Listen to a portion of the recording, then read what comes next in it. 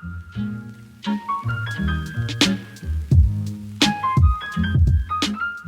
Lavonda. What's up, Nicola? How are you? I'm doing well. Excellent. High off of that conversation that we had the last time on Mm, confidence. Figured, a great follow up would be imposter syndrome. So, how are you feeling about that? I'm super stoked Yeah. because I know it's a topic that comes up a lot in the therapy room. Do you find that it come up outside of the therapy room too? Like you're talking to friends or people and you hear them, not that they're calling it imposter syndrome, but it's sounding eerily like imposter syndrome as you know it to be. For sure, definitely. There's always this like uncertainty of like, am I doing a good job?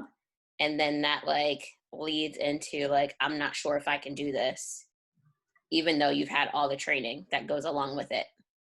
Yeah, like whatever this is. Mm-hmm. Mm-hmm. Okay, so let's set up the conversation then, similarly to the way we did the last video, giving anyone that's watching like an understanding of what exactly is imposter syndrome, maybe some signs of what it looks like or how it manifests, and then some pointers for how to deal with imposter syndrome. I love all that. Yeah, so when you think of imposter syndrome, let's say you're explaining it to someone that's, I don't know, fresh into therapy, maybe having some anxiety around performance that may or Mm. may not be imposter syndrome. But if you want to introduce this concept as a potential thing to look at, how would you explain it? So I think about imposter syndrome as there's this moment in time where you're met with any situation, right? Maybe it's career, maybe it's motherhood, and you at times like freeze, right? And you start to feel like a fraud because you're not meeting up to the standards of whatever externally uh, or socially people say of what the right thing is. So like you just feel like this feeling of not fitting in automatically comes in, and then you feel like you're going to be exposed as a terrible person, terrible at your job, terrible at what you're doing, and you just can't meet whatever the standard is Yeah. for society. Yeah, and those two words were great, fraud and then getting caught or fake. Because Hmm. typically when I explain it, I'm looking at like these themes of inadequacy that Mm. someone is bringing up in their narrative.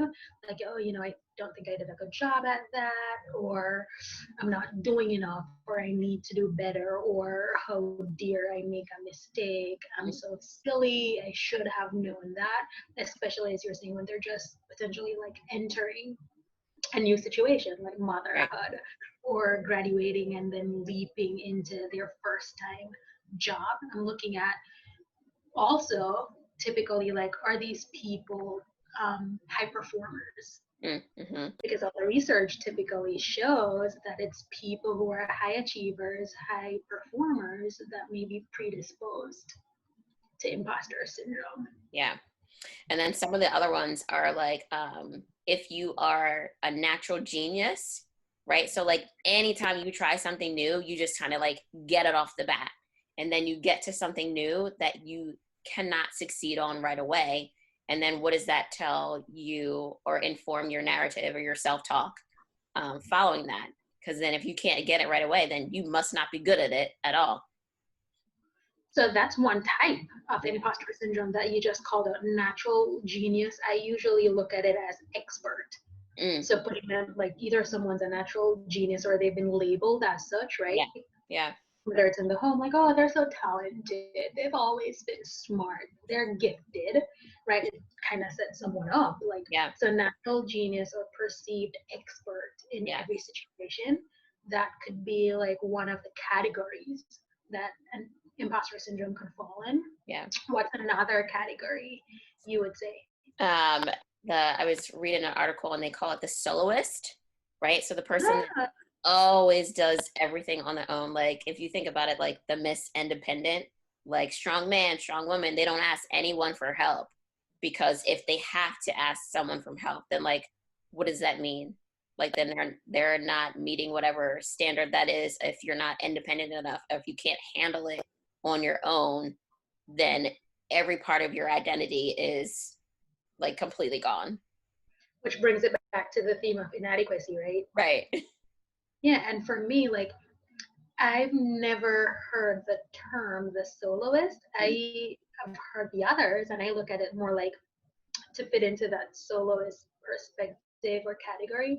Another label potentially for it is superhuman. Oh, Like, yeah. I have to be able to do all of this by myself, because if I have to ask for help Yeah. or if I need something, that's saying something about me, and it's not usually positive, and it's a lie, right? Because Yeah. it's this like untrue narrative that's bringing this up. So far we have the soloist and Hmm. the expert.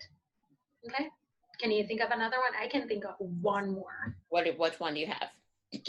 Perfectionist. Oh, yes. So that one, it's like, I think it's the most common one if I think about it. Sure. I mean, they all show up, but someone wanting to execute perfectly at all times.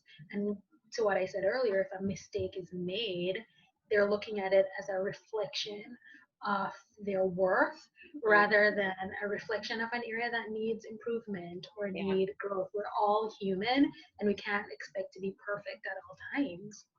Do you think they can like interconnect and like flow in between one another? Like the perfectionist can show up as the soloist or the superhuman woman, person, man. Of course, it's like all one thing, Yeah. hence that like larger generalization or larger label of imposter syndrome, because then it's funneling down into these different. I mean, if we're going from a medical model, we would use the word symptom, Hmm. but it's more signs, like wanting to be perfect all the time, not asking for help, being the soloist or superhuman. Like, that's all this wanting to perform in a certain way Yeah. to not be found out as a fraud or fake. Mm.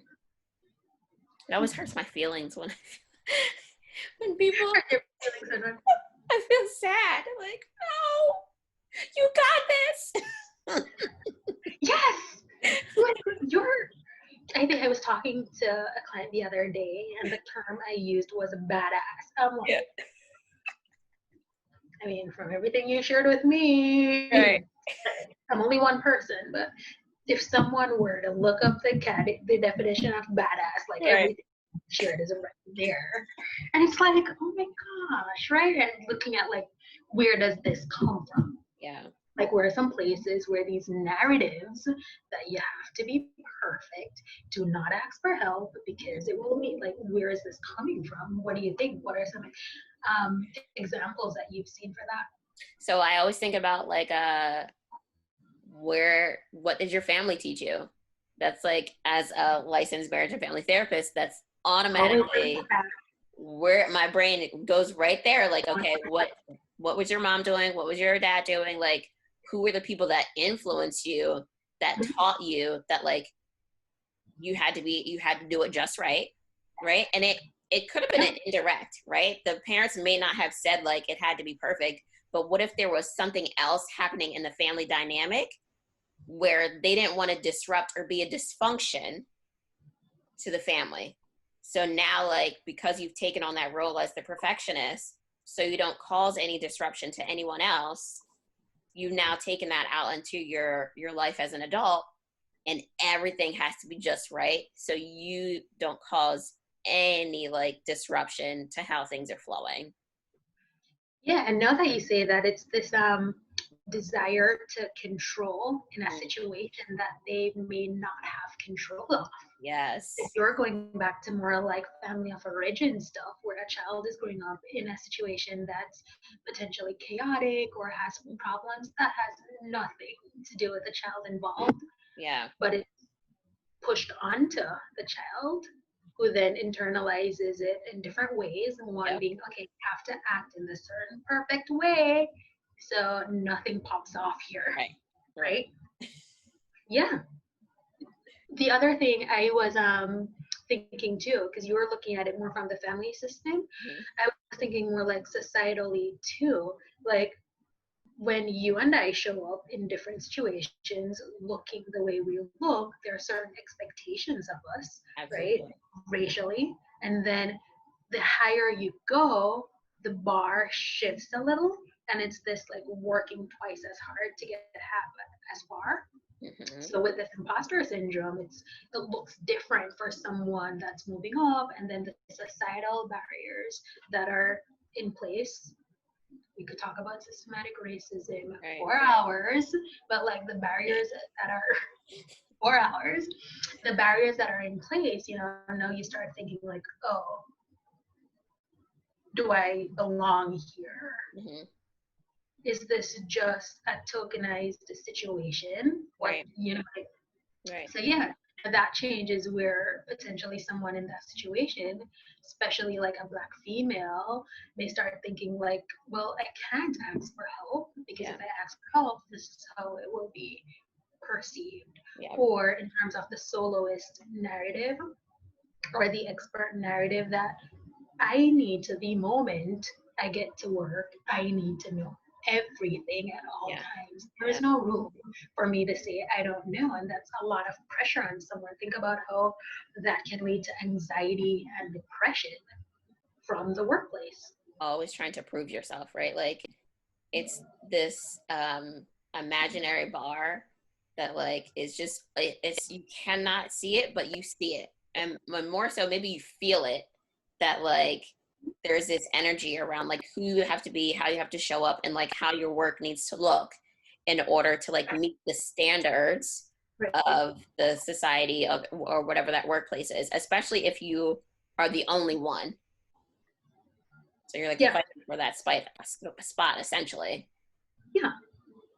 So and those are two main things that we brought. There are so many more, but for today, those are two big points. Like you're talking about family of origin, and I'm saying, well, what are the societal narratives that are then having someone essentially develop an imposter syndrome because there's not room for error, or there's not enough room for mistakes and failures that person will then be essentially put down the further up they go. And someone just walking into a workplace, they may not know that, but they have prior history that says, well, this is how you'll be treated.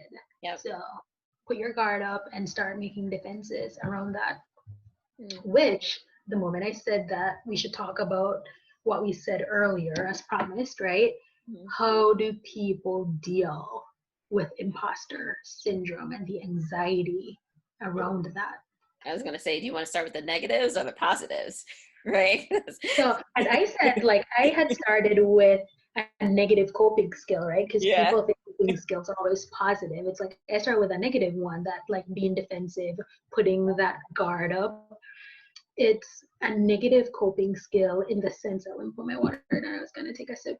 It's a negative coping skill in the sense that it blocks opportunities for growth. It blocks opportunities for connectedness with other people who may potentially be willing to help you with an area that you need to grow in, right? So negative coping skill because it blocks a positive outcome.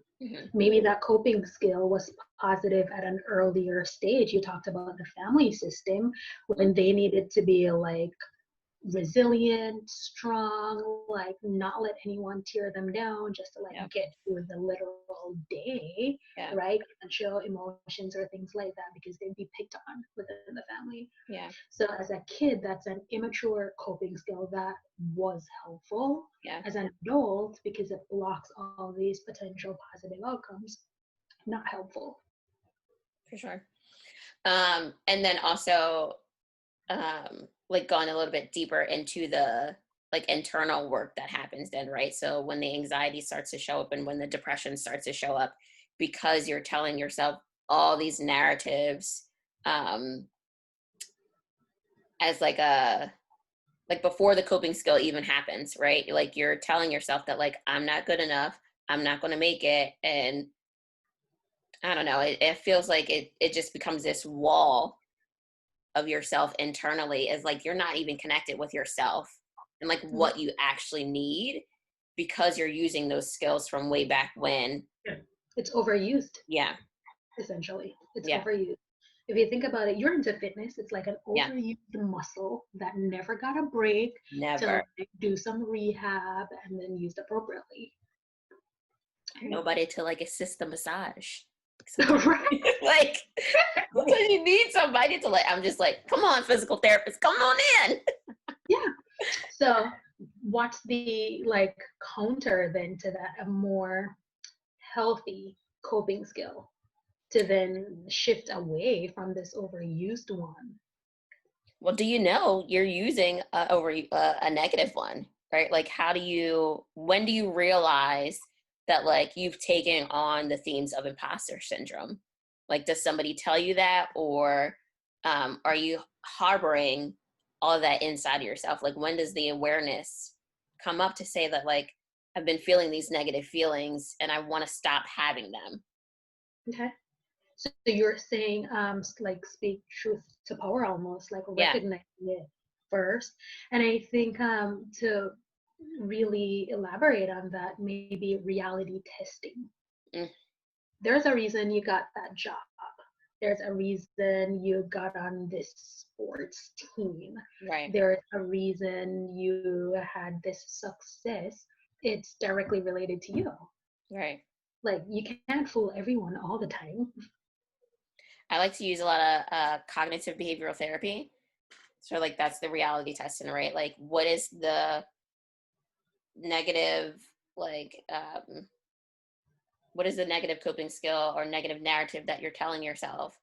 And then what is that? Is that like a you should have, you could have? Is that like what societal thing are you trying to meet up to in that statement? And then like doing the reality check-in, like where's the sentence that actually proves that like that statement that you made is true. So a Yeah. lot of clients go through using that, and like we literally write it down, because if you don't see it in front of you, and that's where the like the awareness and the reflection comes from, like, all right, let me actually write this sentence down to say like, is this actually true? Especially if you're afraid to say it out loud to someone else. Right. Yeah. So anyone that's watching that wouldn't know what cognitive behavior therapy is, at least remember reality testing. Check Right. the facts. Literally check Right. the facts. Yeah. Okay. Can you, which let's do one more to offer, right, as a coping skill in dealing with imposter syndrome. What do you think? Um, I feel like that's the biggest one, but where does also thinking about small wins, I like right? that. I Small like wins. Like people forget, like they're always looking at the big picture versus looking at like, all right, what was the small thing that I had to get done that like goes to the big picture, right? Because Mhm. if you haven't successfully made it as a CEO of a company yet, and you have to remember like, oh wait, I'm only 26, right? Like I still have time. But like, what are the small wins that you've made up until now, and doing it daily? Because I think we forget that like stuff happens throughout the day that's going really well that aids to whatever we're trying to do in our life. Yeah. Like they may not have done something perfect in its entirety, but they had moments of Right, success or moments of perfection and looking at it on a continuum. right. Because the example you had given earlier, like way earlier in our conversation about being a new mom, like Mm, if you've never been a mom before, you have some ideas and what it could be, but until right. you're in it and practicing, like you're not an expert. Not at all. And even when you have a second kid, like, Yeah, the two kids can be different. right, When you're at a different job, as you're moving upwards, well, you're going to be in a new situation. You're not expected to be an expert. You're being promoted based on all the potential and all the skill sets that you currently have at the level that you are. right, And when you get promoted to another one, you're building expertise. No one right. is born with expertise in everything. Oh, so small ones. I got one more. Um, Knowing that you're a work in progress, right? I like to tell Like my that. I like clients, that. like, give yourself some grace. Like everything is not perfect all the time. Everything can't be mastered. And 2 seconds. But if you give yourself some grace and just say like, all right, I'm on my way. Like I'm working it. Like I'm doing what I need to be doing. And then like the patience will allow you to feel good about what you're doing. So that's good. We did 3 for 3 then, because we did by my count. You tell me if I missed one. The soloist or superhuman. We Mm-hmm. did the perfectionist, and Mm-hmm. then we did the expert. Yep. Did we do a fourth one, or like I remember accurately, we did 3, I think. I think that's the 3 we did. Yeah. Yeah. And then in terms of coping skills to counteract that, we're looking at small wins, Mm-hmm. engaging in reality testing, and giving yourself some grace. Isn't that beautiful? Giving yourself some grace. Yeah. So I like this talk, Lavonda. I am going to reflect on grace as I'm new to YouTube. So are you. I don't know if you feel like an expert in YouTube. I'll give myself some grace. If anyone has any feedback or comments, please put them in the comments. I know I would appreciate them because I'm learning. Let us know how we can get better. That's also helpful, like that constructive criticism. Rein it on in. Yeah, I'm gonna read all of them, and I'm sure you will too. Yeah, for sure. Once again, I'm Lavonda Handy, licensed marriage and family therapist at True Center for Health and Healing. And I'm Nicola Pierce Smith at Melanated Women's Health. See you guys later.